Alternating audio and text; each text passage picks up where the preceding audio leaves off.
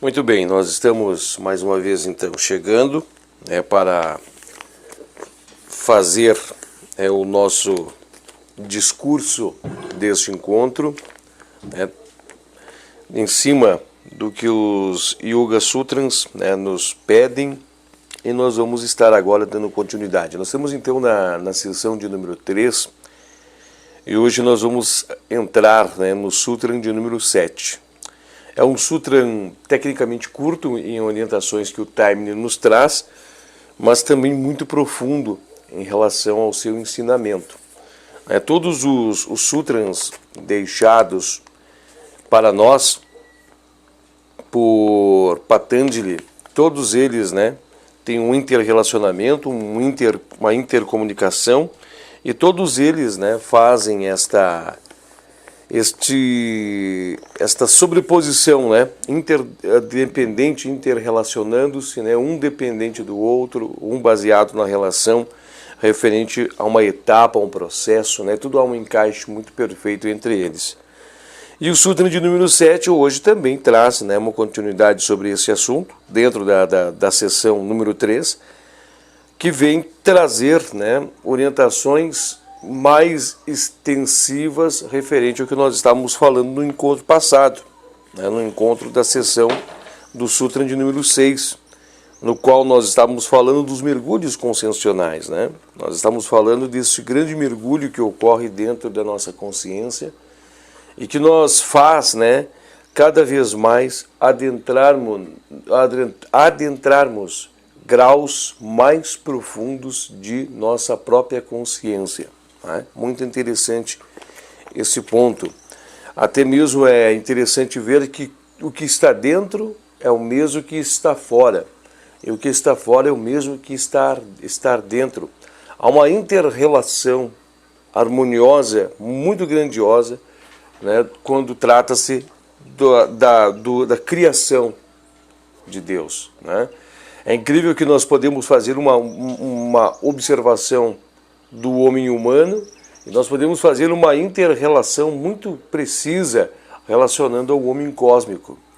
É muito fácil nós fazermos essa inter-relação e, sem sombra de dúvida, não encontraremos forma de errar, porque há uma inter-relação entre todas as propriedades, todas as coisas universais. Independente da sua disposição, independente do seu tamanho, independente do seu significado, da sua amplitude, aonde ele se encaixa e para que ele serve no universo.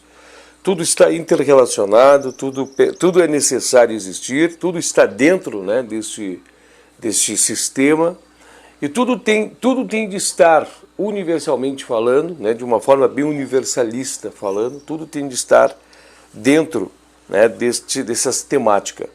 Mesmo que isso esteja longe dos olhos, fora dos olhos humanos, mesmo que isso esteja fora dos ouvidos humanos, mesmo que isso esteja fora do tato humano, do olfato humano, mesmo que isso esteja fora da olfação humana, independentemente, de forma independente, quer aonde esteja, que grau esteja, de sutileza, aonde quer que se encontre, está dentro da universalidade, está dentro desse universo divino, desse universo cósmico. Mesmo que nós não estamos tendo contato, mesmo que nós não estamos de forma visível, mesmo que nós não palpamos. Quando nós estamos falando sobre isso, não tem como mensurar se existe ou não existe. Dentro dessa infinitude, por isso que nós começamos a fazer uma observação muito mais universalista sobre o cosmos, uma versão muito mais universalista sobre essa interpretação do que é o universo. Tudo que está contido e tudo que não está contido tem de estar dentro do universo. Porque para o universo mesmo existir, ele tem que conter e não conter todas as coisas, porque senão já não é mais o universo. Quando nós tratamos desse universo infinito, esse universo criado por Deus, esse universo no qual Deus criou, todas as coisas manifestadas e imanifestadas, o imaginável, o imaginável, o palpável, o que nós não palpamos, enfim, todas as coisas têm que estar presentes. Até é curioso de pensarmos que as coisas materializadas só se materializam porque existem as que não se materializam. Porque nem sequer poderíamos ter a materialização ou esta observância dessas coisas se a contraplano, a contrapartida não tivesse as bases que não aparecem. Os verdadeiros substratos, né? As verdadeiras essências que dão a total capacidade para que haja a manifestação material.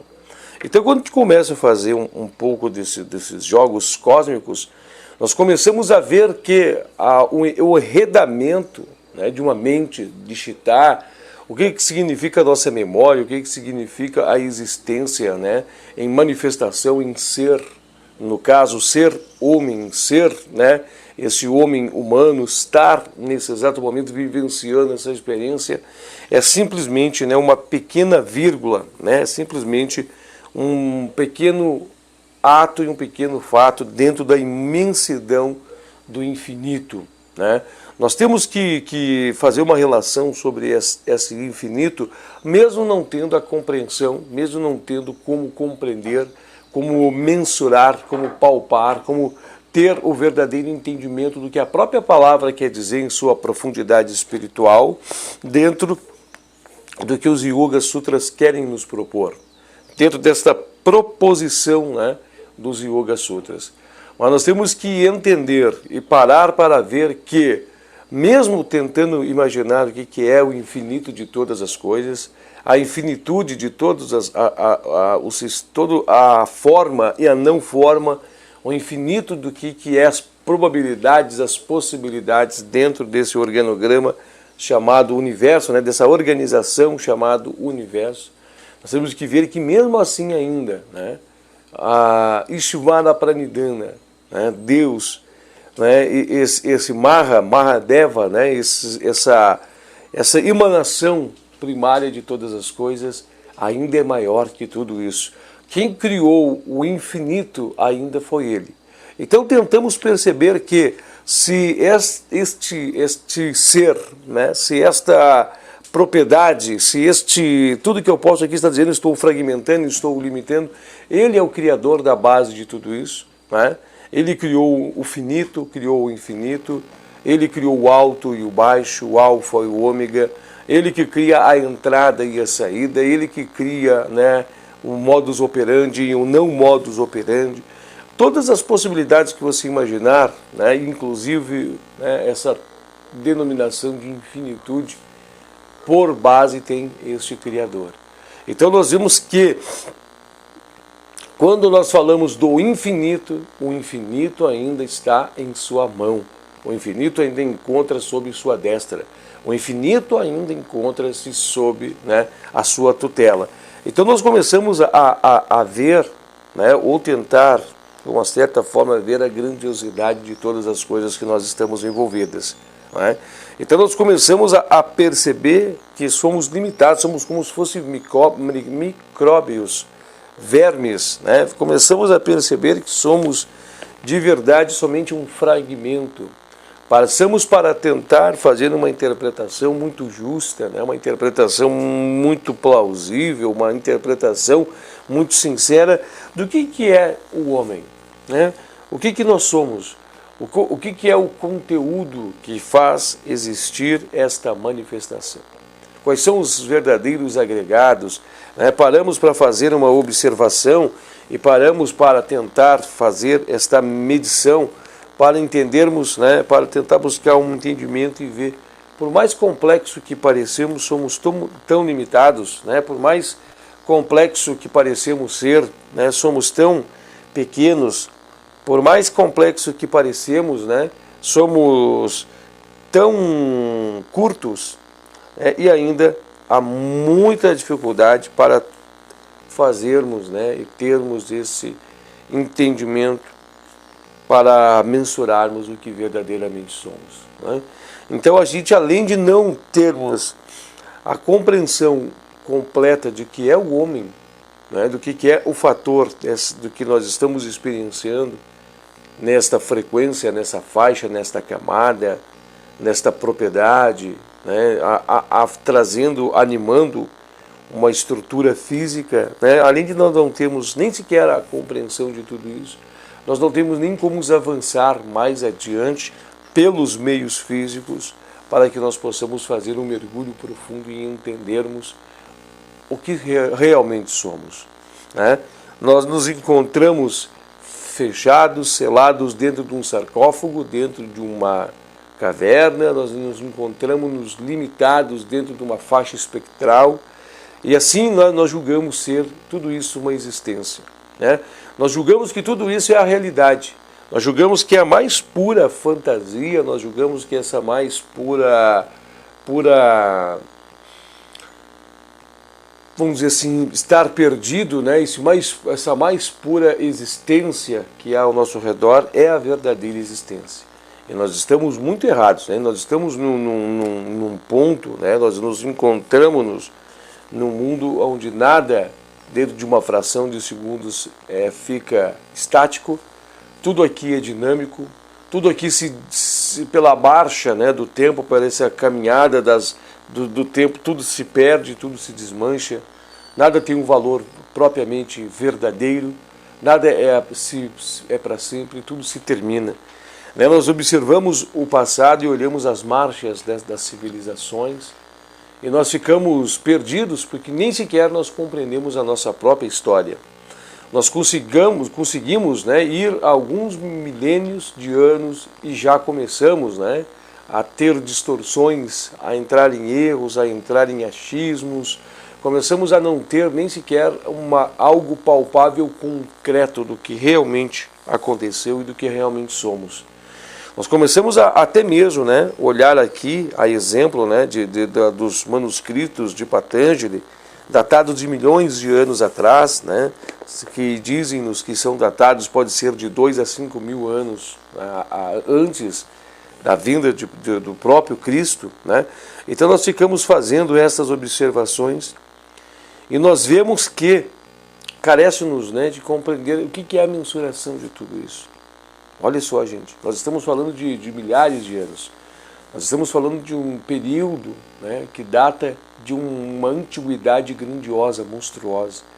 E nem sequer nós temos o conhecimento dos fragmentos. Os próprios fragmentos se desmancharam, se decomporam, se foram. Só ficou a essência, né, de coisas bem cunhadas, bem firmadas na grande consciência universal. Muitas vezes algum elemento é encontrado, algo é achado, mas tudo já se fragmentou. Nós observamos até mesmo a nossa própria história de nossas famílias, né? E nós conseguimos ir a 2, 3 gerações e já se fragmenta todo o conhecimento. E o mínimo conhecimento que nós temos, que nós achamos de nossas propriedades intelectuais, são distorcidos e nem sequer são baseados, né? Ainda carecem de muitas informações, ainda são carentes, né, de um aprofundamento muito grande para se ter uma grande compreensão. Nós olhamos o avançar das gerações, nós olhamos o avançar, né, de todo o crescimento das gerações, a exemplo, vô, pai, filhos e netos, e nós vemos que entre essas relações dessas gerações, já há diferenças enormes, né? Já há diferenças enormes, já há, né, um avançar, uma evolução, já há um crescimento evolutivo muito grande, muito grande. Então a gente vê que nada aqui é estático, tudo é dinâmico, tudo é muito rápido. O que é passa a não ser, o que não existe passa a existir, o que existia já não existe mais.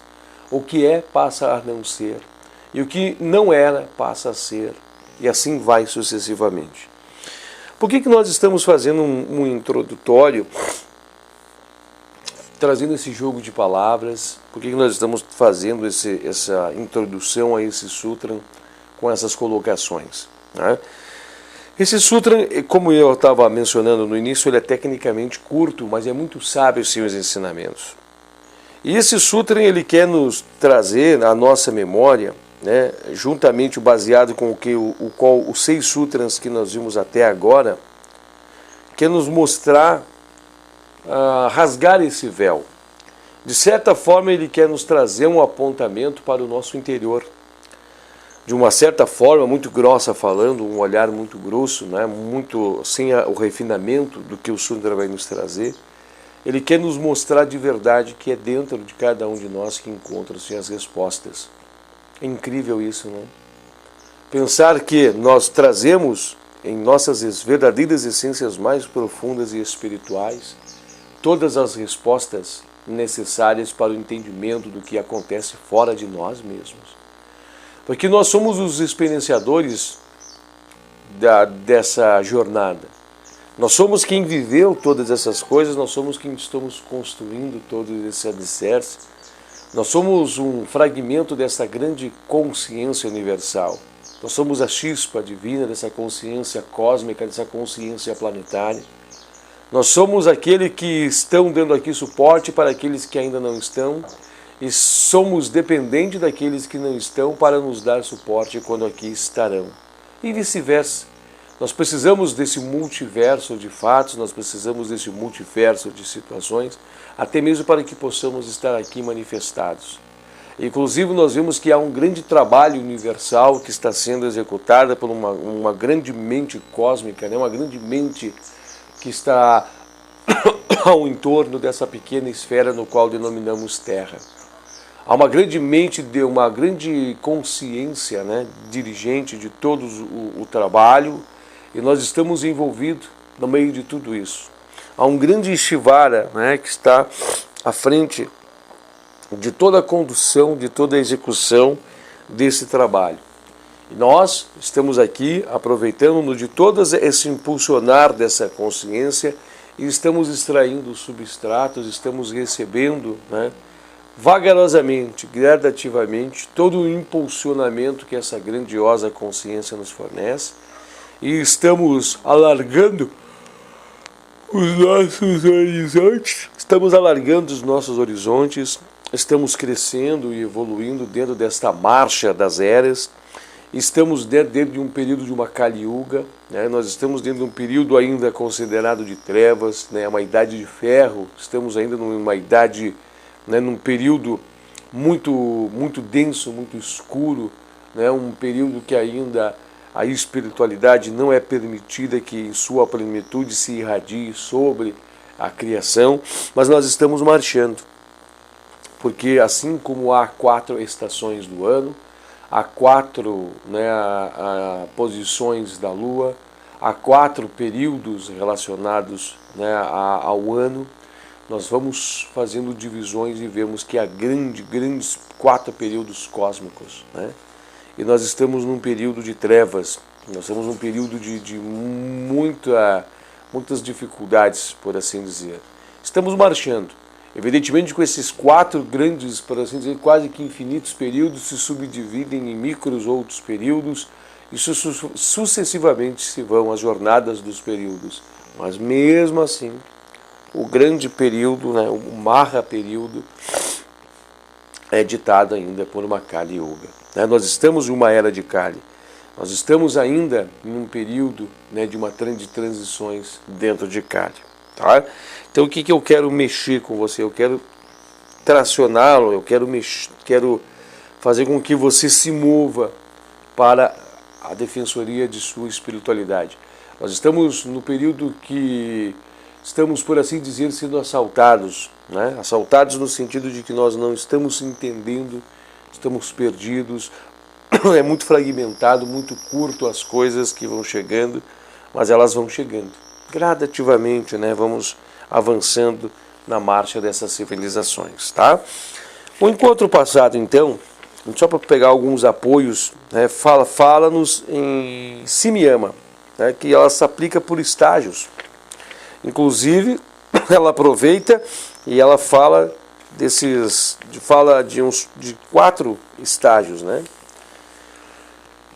Que muitas vezes, quando nós vamos estar aplicando, né, nós vamos estar usando os elementos para sementes, alguns elementos serão mais fáceis em relação a outros elementos para nós podermos fazer os desdobramentos dentro de Samadhi. O interessante é ver que nós podemos então utilizar essas situações ao nosso favor. De que forma nós podemos utilizar esses meios ao nosso favor? Nós podemos fazer, né, utilizar de propriedades elementais mais simples para que possamos exercitar o nosso próprio mergulho. Muitas vezes, né, pessoas inexperientes, assim como eu também sou inexperiente, querem pegar sementes para utilizar para a simiama, né, destacando que a semente é o que nós usamos, né, o elemento que nós usamos para fazer, né, esta concentração, né, para que nós possamos focalizar em nossas mentes, muito complexos, né?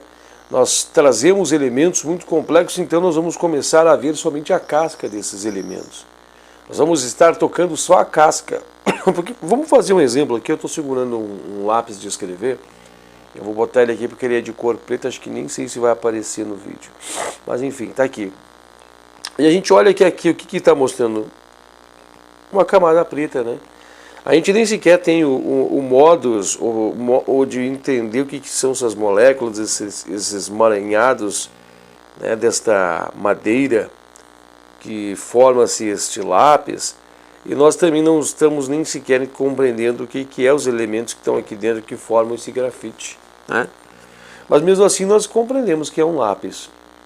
Mas nós não temos a compreensão total para a definição dessa propriedade, que até mesmo arbitrariamente foi dado o nome de lápis. É um nome bem comum. Então nós temos que perceber que esses elementos, esse elemento aqui, né, esses constituintes que formam este elemento, acabei de narrar aqui a madeira, acabei de narrar o grafite, acabei de falar sobre essa cor, né? Vamos dizer assim, é que fazem uma constituição conjunta para em conjunto me dizer que isso aqui, me definir que isso aqui é um lápis. Mas se nós observarmos hoje a exemplo, né, olha aqui, quanta coisa tem que aqui nós não entendemos, nós não sabemos, né, o processo, como se faz os compostos para a criação do grafite, quais são os compostos para a criação desse aqui de madeira, como é que formam-se os processos para chegar aqui, e desfragmentando todos os componentes que aqui estão, quantos componentes verdadeiramente são. A gente não sabe disso, né? E por mais que eu esteja aqui especulando, as pessoas nem estão dando atenção a isso, né? Nós só pegamos o lápis e utilizamos, mesmo não temos tudo isso, né? Mesmo não tendo toda essa propriedade, desse conhecimento profundo, espiritual, do que realmente está em minhas mãos. Mas suponhamos que eu tivesse todo o conhecimento e compreendesse a real aplicabilidade para tudo que tem aqui. Quantas coisas ocultas estão aqui que eu não percebo, que eu não vejo? Quantas aplicabilidades ocultas devem estar aqui? O que posso utilizar sequer um pedacinho desse grafite, deste composto de grafite, para poder criar, para poder fazer novos compostos, novas coisas, para que com processos químicos, alquímicos, poderei criar tantas coisas que nem sequer sei. Mas evidentemente que também há um bloqueio para me fazer entrar na ilusão de nem querer entender e nem querer saber. E assim eu posso estar perdendo a oportunidade de uma extração de um conhecimento que pode ajudar não somente eu que estou aqui observando, mas toda a humanidade num ciclo evolutivo. E pode estar aqui a concentração de um poder, de uma energia imensurável, que nem sequer, né, nós, seres humanos, possamos nem sequer imaginar. Pode estar aqui a fonte de uma energia que possa iluminar e trazer benefícios ao universo, né? Pode estar aqui, mas a gente não consegue perceber. Mas como se extrai tudo isso? Fazendo um mergulho íntimo dentro de cada um de nós, que é a mesma coisa que mergulhar intimamente dentro dessa figura, tá? Então, o processo do mergulho ocorre dentro de nós, né? O processo do mergulho ocorre intimamente dentro de nós, porque nós vamos fazendo mergulhos cada vez mais profundos em nós. Mas os nossos mergulhos mais profundos em nós, no interrelacionamento da semente, faz com que nós extraímos os substratos mais profundos que estão aqui na semente. Nós estamos olhando a casca da manifestação que se manifesta fisicamente. Mas nós temos que fazer os mergulhos conscienciais internos dentro de nós para mergulharmos nos segredos, né, intimamente nas camadas mais densas das propriedades que estão aqui dentro. E assim nós vamos extraindo, alargando os nossos conhecimentos e vamos tendo uma definição mais assertiva relacionadas às coisas. É incrível que para a jornada do yoga, as coisas que hoje nesse plano físico têm tanto peso para os seres humanos, para quem começa a mergulhar nos caminhos do yoga e vê que não tem peso nenhum, são algo distorcidos, são coisas que trazem distorções, são coisas mal aplicadas, mal utilizadas, são verdadeiras crianças brincando pelos seus brinquedos, e que a propriedade real de todas as coisas estão nas coisas que nem sequer nós mensuramos ou conseguimos perceber. É que as realidades, as verdades, que as aplicabilidades mais profundas de cada objeto estão sendo muito mal empregadas e mal utilizadas. Por isso que somos agressores, por isso que somos, né? Por isso que nós somos, além de agressores, fica aqui, meu mocha, não pode, deita aí. Por isso que além de agressores, né, nós somos destruidores. Nós não conseguimos, né? Nós não conseguimos ser pessoas que conseguem, né? Que conseguem utilizar as coisas para um verdadeiro crescimento, né, um verdadeiro ajuste para um crescimento de todos nós. Suponhamos que nós compreendêssemos, né, de A a Z todo o mecanismo da energia elétrica, né? Realmente de onde vem, realmente para onde vai, realmente como melhor utilizá-la, quais os avanços que nós não poderíamos propor para a própria espiritualidade.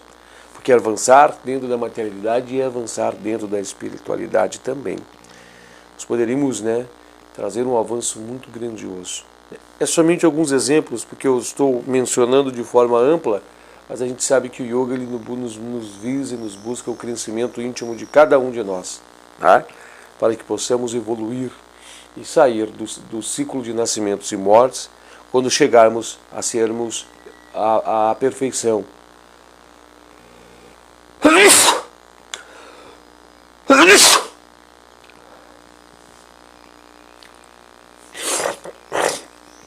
Quando buscarmos a sermos perfeitos, assim como os grandiosos mestres foram perfeitos, né? Então esse mergulho ele dá por camada, né? Inclusive o Sutra de número 6, ele mostra que se dá esse mergulho por camadas. E ele fala que há objetos que relativamente são mais simples em seus desdobramentos e há objetos que são mais complexos em seus desdobramentos. Então nós podemos utilizar de objetos mais simples para começar a fazer os exercícios relacionados, né, relacionados ao domínio da técnica de Samadhi. É interessante destacar isso porque muitas vezes nós gostamos, eu para ser muito sincero, eu gosto de utilizar o elemento Sol. É tão prazeroso para mim, é pegar o elemento Sol e tentar, né, desdobrá-lo. O que chama atenção nesse fator que o Sol nem sequer a gente tem uma visão assertiva do que ele é. Nós temos imagens, né, que muitas vezes são capturadas por satélites que fazem uma observação em uma faixa espectral, né, diferente do olho humano. Vou dar um exemplo. Muitas vezes tem um satélite que pega as ondas de rádio, pega os pulsar, né, de ondas. Outro satélite faz uma observação, né, como é que eu posso botar assim, da faixa dos raios, né, das faixas dos raios, das cores gama, tal, de fragmentação. E vamos botar assim que um outro satélite observa, exemplo de uma filmadora, algo assim. E depois eles cruzam essas três imagens, né, para de forma virtualizada, para de uma forma né, essas três leituras, vamos dizer assim, eles cruzam essas três leituras para que possa dar um resultado. Então muitas vezes a gente olha aquelas imagens, nós olhamos aqueles desenhos, né, mas não traduzem a grande realidade. E nem sequer mostra, né, mostra só uma casca, mostra só um símbolo, mostra só um marco, né, para nos definir o que é aquilo. Mas nós temos ainda que fazer muitos desdobramentos muito profundos para ter a propriedade do que é aquilo. Do que é aquilo. A exemplo, né, nos é ensinado que o desenho do átomo mostra um núcleo, né, mostra o núcleo e mostra ao entorno desse átomo girando, né, o elétrons a uma velocidade absurda, né? Mas isso é um simples desenho para fazer uma definição, para criar um símbolo, criar um conceito, criar um marco em nossas mentes, para que nós possamos definir o que é um átomo, né? Talvez seja o melhor desenho para agora, talvez seja o que melhor defina para o momento, mas não é a amplitude de tudo que nós precisamos compreender o que está ali. Mas como a gente vai chegar até lá? Como é que nós vamos desdobrar-nos até lá? Se eu sou essas experiências, se eu sou essas coisas, se eu faço parte de tudo isso, se eu vivi tudo isso, se eu tenho esses registros dentro de mim mesmo, se eu tenho essa possibilidade de fazer essa medição, se eu tenho dentro de mim este laboratório, né, se eu sou o laboratório universal, eu sou a experiência do cosmos, eu sou o que está imerso, envolvido, eu sou o que está tendo contato com tudo isso. Se eu sou, basta então eu fazer o mais sincero mergulho dentro de mim mesmo, para estar em contato com todas essas coisas. Basta eu mergulhar dentro de mim mesmo, para que eu possa fazer o mergulho, né, dentro de todas essas coisas. Então, quando você for, né, quando você começar a exercitar os teus desdobramentos, comece com coisas, se você preferir, coisas simples de serem desdobradas. Água, uma pedra, um mineral, um vegetal. Né? Paramos para fazer os desdobramentos e ver que há um emaranhado de marcos para definir o que são essas coisas, né? Para trazer a definição do que são essas coisas. É algo incrível de nós vermos isso. É algo maravilhoso de ver que nós definimos as coisas pelos marcos de emaranhado de coisas que elas se apresentam para nós. E que nós podemos desfragmentar esses marcos e olhar todos eles desfragmentados. Nós podemos ter uma amplitude, nós podemos fundir nossa consciência até eles. É incrível para tudo isso. Tá? Mas tem um detalhe aqui no Sutra de número 7 que nos faz também chamar muito a atenção. O Sutra de número 7 quer nos destacar, e nós já vamos fazer a leitura de tudo isso, que o que mostra o Sutra de número 6, que é Simyama, ele quer destacar para a gente que é a denominada Antaranga Yoga. Que todos esses constituintes fazem parte da yoga interna. Mas o Sutra de número 7 quer nos fazer uma advertência. O Sutra de número 7 quer nos recordar fatos que nós passamos dentro de uma jornada inteira da sessão de número 2, que é a yoga externa. Nós estamos aqui tentando tecer um comentário, tentando aprofundar o nosso saber, o nosso conhecimento espiritual, tentando criar etapas para um raciocínio muito amplo. Mas nós temos que ver e lembrar que o trabalho da jornada do caminho externo tem que estar muito bem aplicado, muito bem elaborado, muito bem feito, muito bem alicerciado, até mesmo para poder chegar nesses portões. Nós temos muitos erros dentro de nós. Nós temos distorções morais. Nós temos muitas distorções que não nos permitem trazer a mente ao estado de sossego para que nós possamos olhar as coisas que estão nas camadas mais profundas da nossa própria mente. Nem sequer nós temos uma paz, uma serenitude, uma tranquilidade, uma harmonia interna para olharmos o que está dentro de nossas próprias memórias. Nós sempre estamos distorcidos. Por mais que nós tentamos parar com serenitude, com calma, para observar uma memória, para observar uma lembrança, essa lembrança nem sequer é nítida. Ela já vem distorcida, ela vem cheia de distorções, de reinterpretações, de observações errôneas, erradas. Ela se fragmenta, ela se perde, né? Ela não é nem sequer mais vívida, porque ela está cheia de outras coisas sobrepostas, dúvidas, medos, inseguranças do agora. Não traz uma serenitude, uma calma para esse momento, porque ainda não sequer nós não realizamos a devida lição de casa. Quando nós realizarmos a verdadeira lição de casa, né, da yoga externa, do caminho da yoga externa, automaticamente nós vamos ganhar de presente a yoga interna.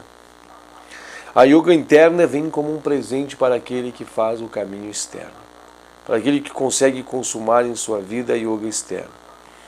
Muitos talvez dirão nesse momento, mas como farei com todos os desdobramentos que estão ocorrendo no mundo, com todo o agitar de minha vida, com todo o agitar de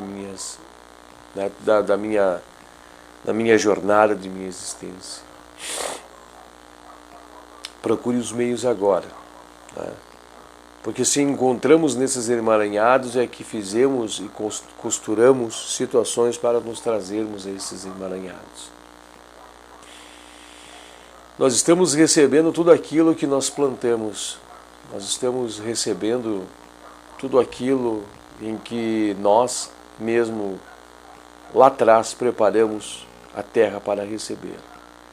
Assim como um plano que é traçado através de uma meta e é buscado atingi-lo por uma meta e posteriormente lá adiante nós atingimos, nós consigamos atingi-lo.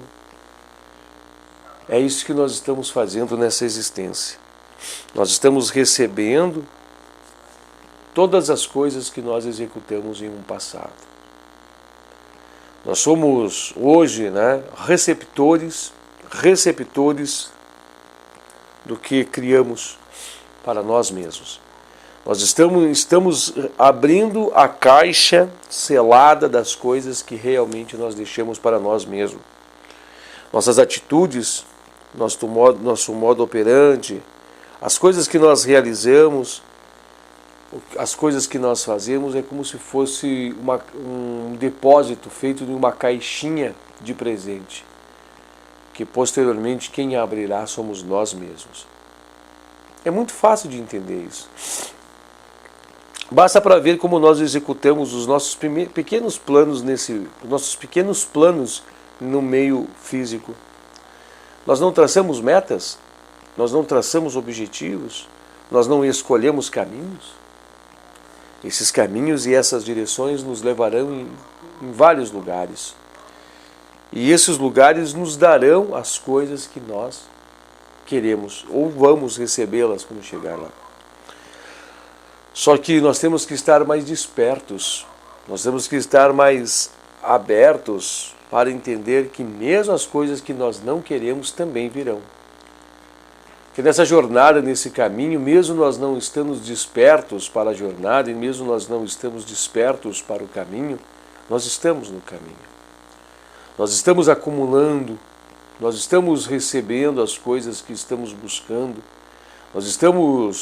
está vindo a nós as coisas que nós estamos plantando, as coisas que nós estamos colocando à nossa disposição. Nós estamos recebendo todas essas coisas de volta, né? Nós estamos recebendo todos esses elementos, todas essas coisas.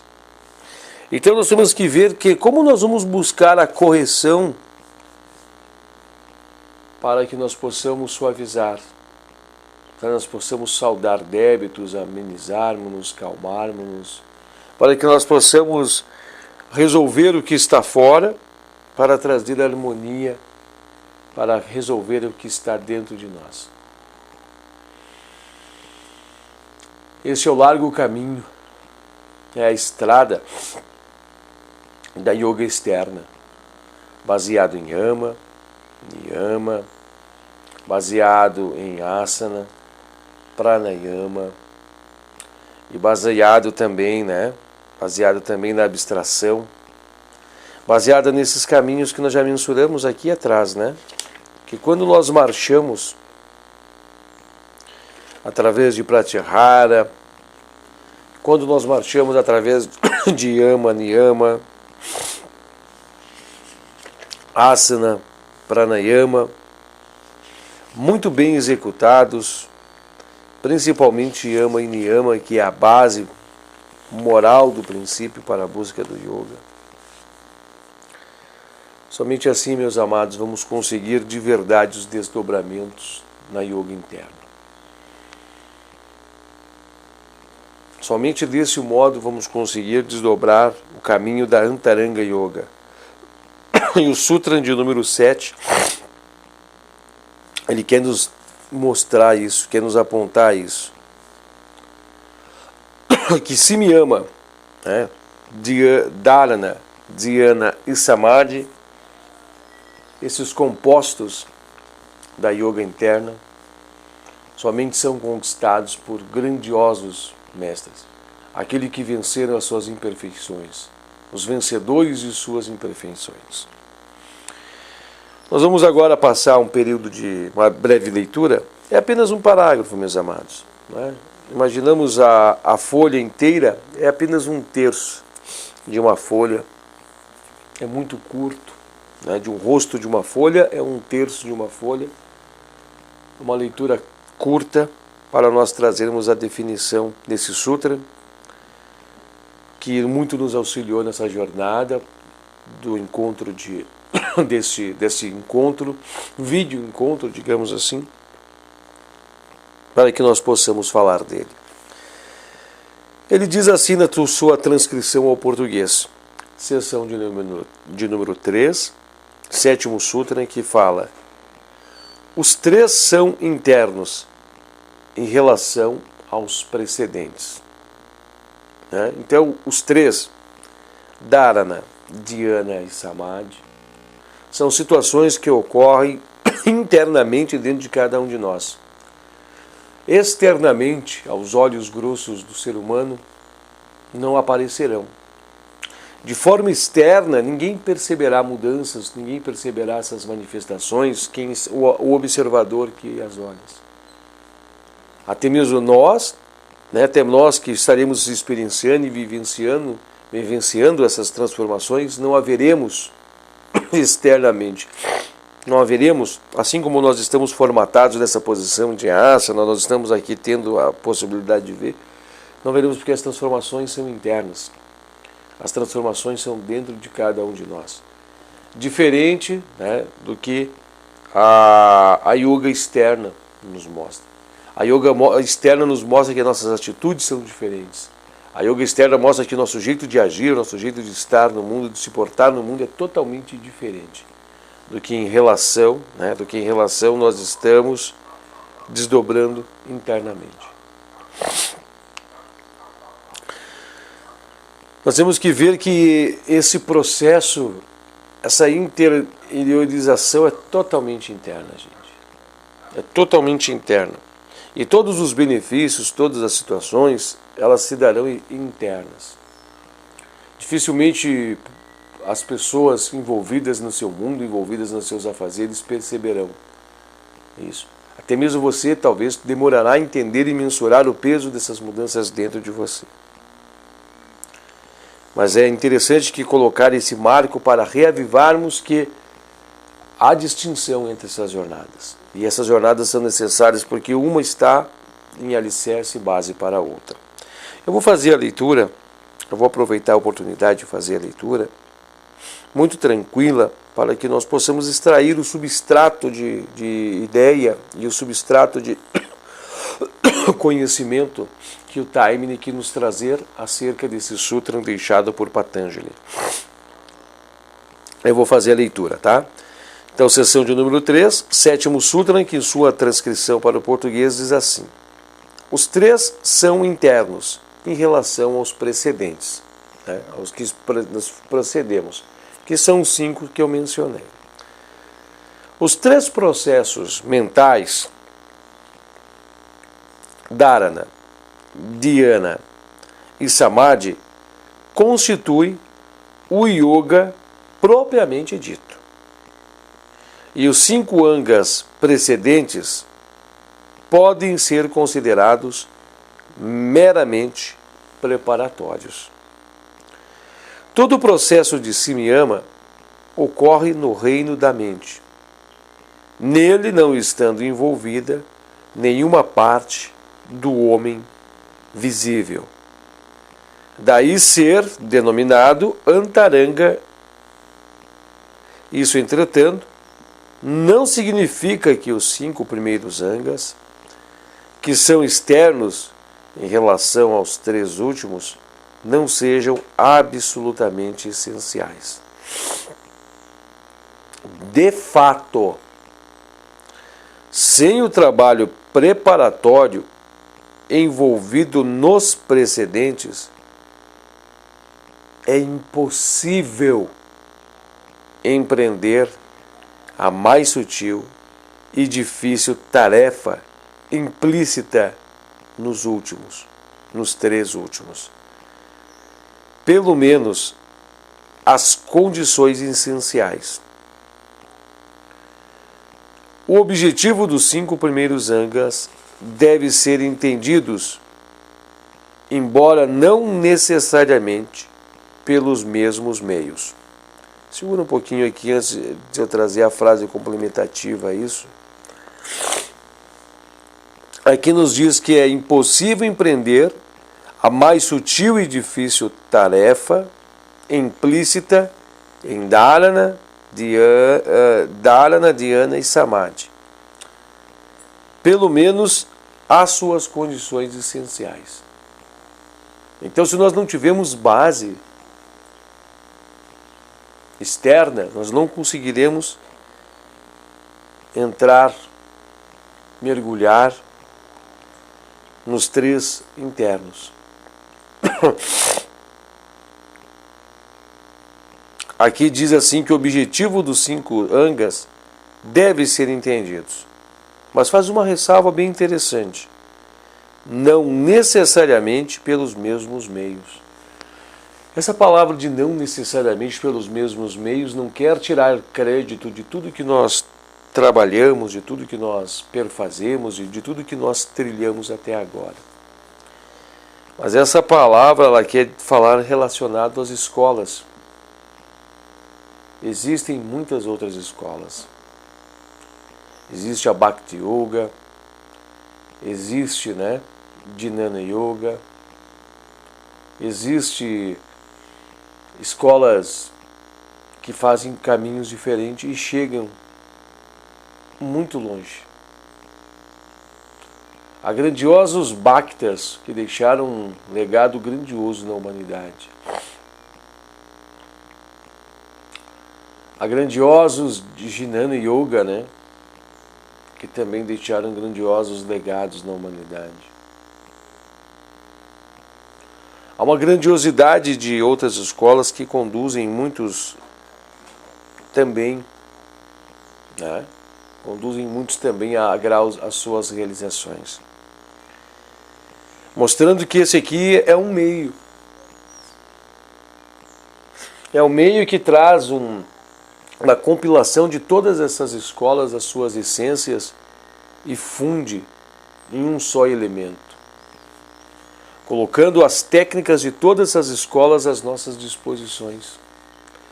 Por isso que se chama Raja Yoga, a yoga real.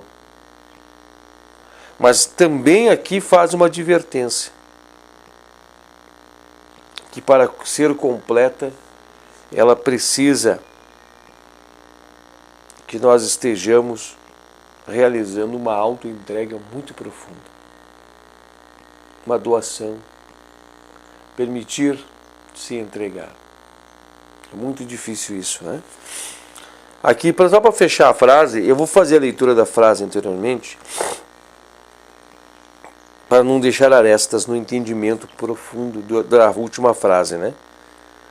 O objetivo dos 5 primeiros angas devem ser atendidas, embora não necessariamente pelos mesmos meios. Elas podem ser obtidas por outras práticas do yoga ou por Ishvara Pranidhana, conforme mencionado na seção de número 1, no Sutra de número 23. Tivemos a oportunidade de fazer esse mergulho, né, sobre Ishvara Pranidhana. E aqui diz que Ishvara Pranidhana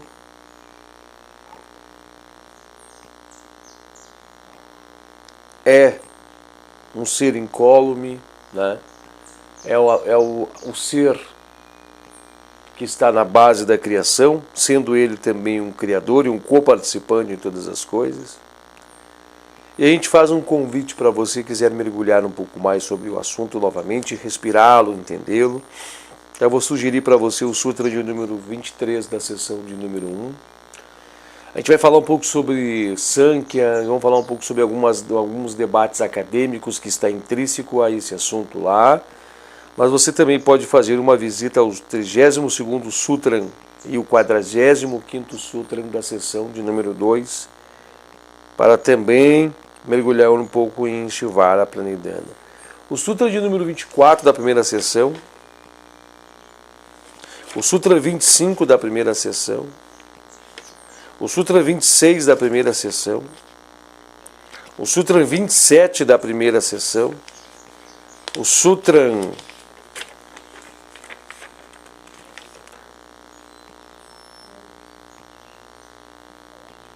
até o 27º Sutra, né? Mas outros sutras também falam relacionados, mas até esse sutra nos fala sobre Deus, nos fala sobre essas devas, essas divindades, e nos traz uma informação bem apurada sobre tudo isso. Perfeito, assim nós estamos já encaminhando então o nosso encontro de hoje para o seu término, mostrando para você que é um largo caminho, que é uma larga jornada. E o Sutra de número 8 nós vamos estar fazendo uma discussão, no qual já realizamos aqui, na sessão de número 1 do Sutra de número 17. Nós vamos falar um pouco sobre Sabija Samadhi, e nós vamos falar um pouquinho sobre Nirbija Samadhi, com mais propriedade, mas eu já vou deixar para você o introdutório, que nós vamos falar sobre semente e não semente. Percebeu que nós estamos falando até agora sobre objetos, desdobramentos da consciência, qual objetos se utilizar objetos tal, né? Nós estamos falando de sementes utilizadas para desdobramento. Mas é uma relação também de um mergulho íntimo em nós que não há objeto, não há semente. Que seria, né, essa relação entre Sabija Samadhi e Nirbija Samadhi. Então nós vamos estar discutindo um pouco mais sobre isso, tá?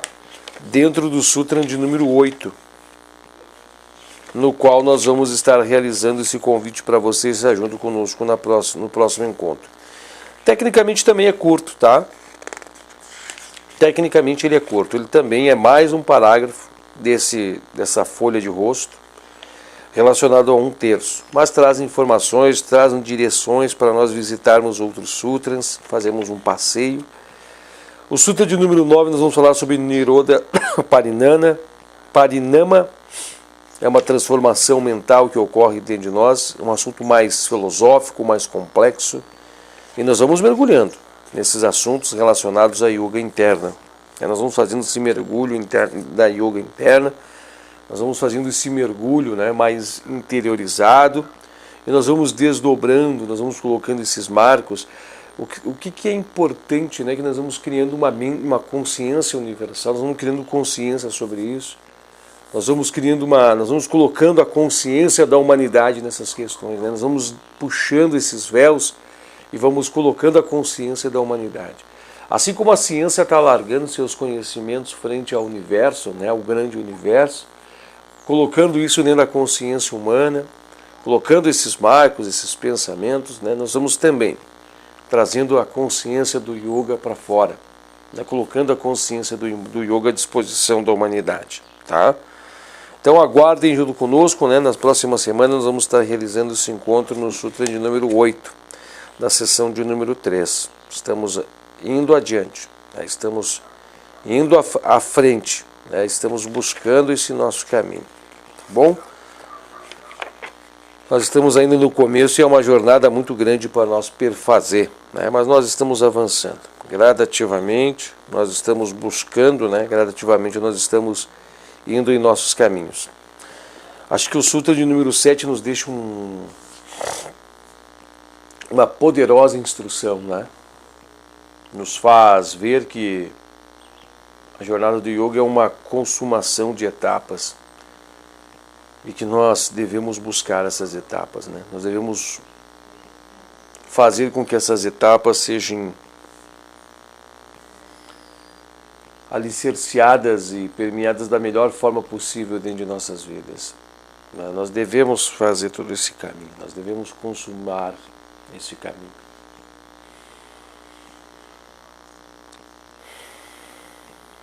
Perfeito, meus amados. Não estando mais nada necessário a se falar nesse momento, então nós encaminhamos para o encerramento de mais um dos nossos encontros. Muito obrigado a todos vocês que estiveram junto conosco nessa marcha. Mais uma vez é um privilégio, né? Uma satisfação grandiosa. E Namastê.